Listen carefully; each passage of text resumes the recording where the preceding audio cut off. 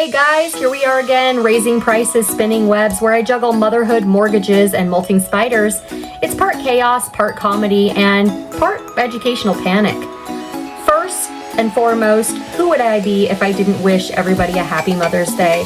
Whether you're mom, stepmom, grandma, fur mom, plant mom, or, in my case, spider mom, I hope you had a day full of peace and love and absolutely no surprise egg sacs. That being said, let's get into today's episode.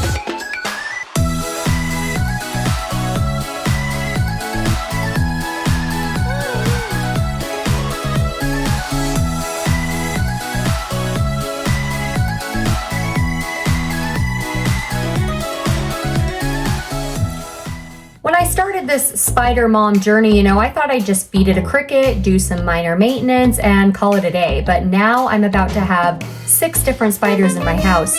So as one would do when you start collecting pets or whatever you're collecting, you start doing research. And boy, are there some weird and mildly upsetting things that I learned about spiders the past few months. Tarantulas, and I think just tarantulas, they learn to starve themselves until food crosses their path. That is very true.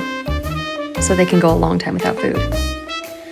So Midnight's probably starving right now because we only feed her once a week. Sometimes spiders kill other spiders. Yep, and what do they do with them, do you know? They eat them. They eat them. That's crazy. That's called cannibalism. There's over 1,000 tarantulas. Can you believe that? Nah.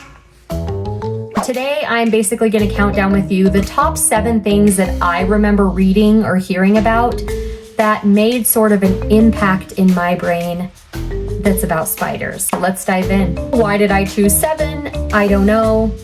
It's just a number that I decided to throw out there, and it might help me make this YouTube video a little bit longer. So it's 7.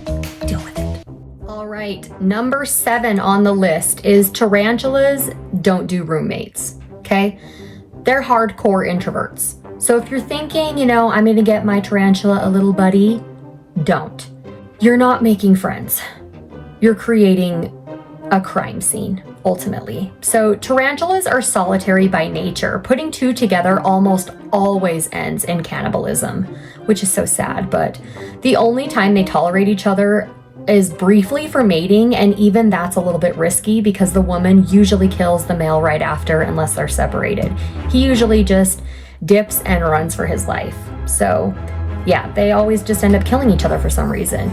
They live alone, they hate visitors, and they eat their dates. So basically, they'd thrive probably on TikTok. Next up, number 6 on the list is the hobby is kind of like getting a tattoo. You just can't stop at one. That's how I feel.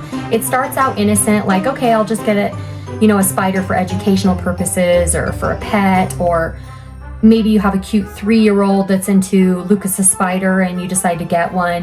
What kind of spider are you, Lucas? I'm a jumping spider. But sometimes I feel like a music spider. But the next thing you know, you're naming them after Disney villains and you're rearranging your furniture to fit more enclosures. It's a pretty downward spiral from there. Welcome to the Tarantula Collective. My name is Richard, and today we're counting down the top 5 fossorial tarantulas. The tarantula keeping hobby is huge out there. Like, I'm talking, there is entire online forums, there's expos, there's breeder conventions. Many hobbyists end up with like 10, 20, 100 plus spiders. The breeders that I dealt with, Megan and her husband, they have over 600 in their house alone. And this isn't their job. They have regular jobs. This is just their hobby. And so it's a pretty steep slope. I've known myself, I started out with 1 and I'm gonna have 6. They're super interesting. Now I understand how this happens to like cat ladies. This is just like more the goth version, I guess.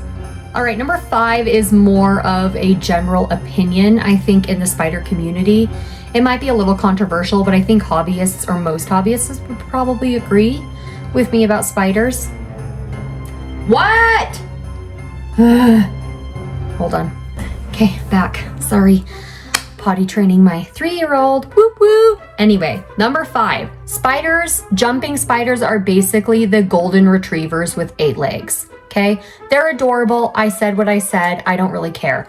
Jumping spiders have like incredible vision, especially their 2 big front eyes.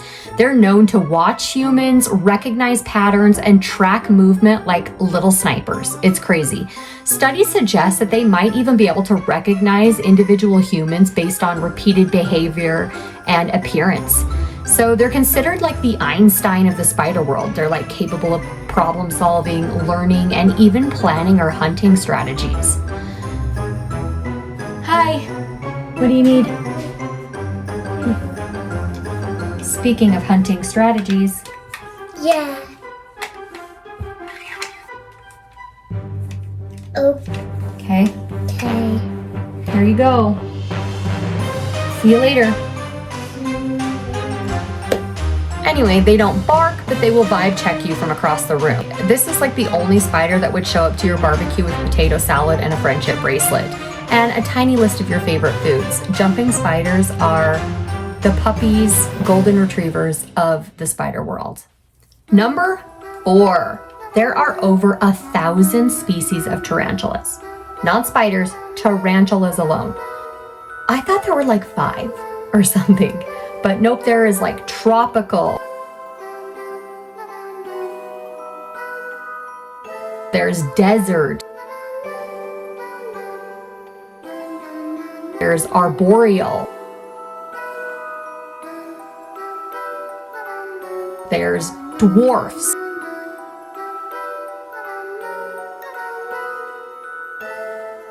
Giants.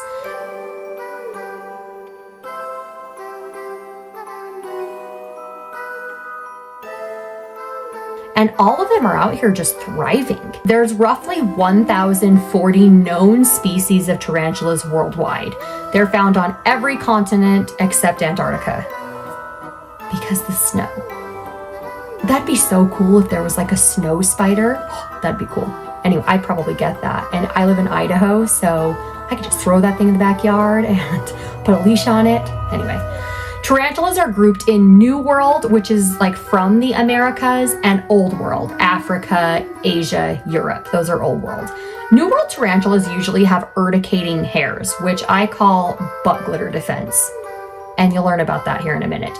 But Old World tarantulas, no butt hairs, just pure attitude. They're faster, feistier, and more likely to throw hands, or legs, I should say. New World tarantulas are like, excuse me, I prefer not to fight. Old World tarantulas are like, square up. So when you buy a tarantula, you just kind of have to choose your chaos. Number 3, weird fact, female spiders can store sperm for years. I kind of talked about this a little bit more in a previous video because that's what happened with my pet store spider. I got Midnight from a pet store. She came in fertilized, or at least had sperm inside of her, and wasn't ready to fertilize until she got comfortable in my house. So that's right, they can just mate once and keep the goods until they feel like using it, until the environment is just muy bonito, ready to fertilize. Female tarantulas and some other spiders, they keep the sperm in an organ called the spermatheca. I believe that's how you say it. Don't quote me on that, but they can hold on to it for months, years, until environmental conditions are just perfect. It's kind of a reproductive strategy that helps ensure the offspring survival rate. Honestly, it's kind of both efficient and terrifying. The spiders are out here just living their life, gardening, and hoarding sperm. But glitter defense. Let's go back to that. So number 2 on the list that I think is super weird is tarantulas can fling hair off of their butts as a defense mechanism. So they kick hair off their butts when they feel threatened. It's like a weaponized dandruff or glitter, but like mean. These are called urticating hairs. They're barbed and they can irritate your skin, they can irritate your eyes, it itches, it's grody. Only New World tarantulas, like from the Americas, do this. So basically, yeah, my pet attacks people doing like angry butt jazz hands. Nature is wild. Okay, we're down to number 1. Drum roll, please. The number 1 weirdest tarantula fact that I learned is that basically they pull their stomachs through their brains when they molt. So I saw this happen on TikTok one time and I thought the spider died, but nope, she was just casually removing her stomach through her skull. Fine. When tarantulas molt, they shed their exoskeleton, including their stomach lining and parts of their digestive system. This includes the foregut, and it passes through a small area near their nervous system, basically through their brains. They lie on their back and then they like wriggle out of their skin like it's a jumpsuit from last season. Bye. Imagine that you're doing yoga so hard that your stomach comes out of your mouth and you're like, nice, I feel so refreshed. It's kind of like that. Well, that about sums it up. So yeah, spiders, they're weird little roommates with secret sass and probably better boundaries than people.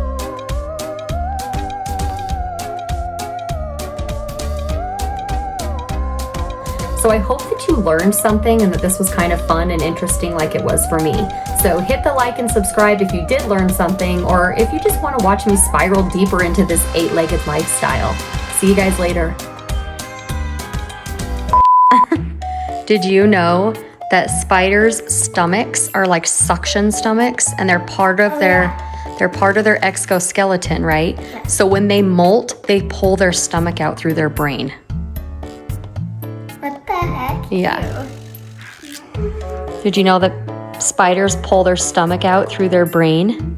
I want to see. You want to see that happen? Did you know that they can pull their stomach out through their brain? No. What if you could pull your stomach out through your brain? That's enough, Mom.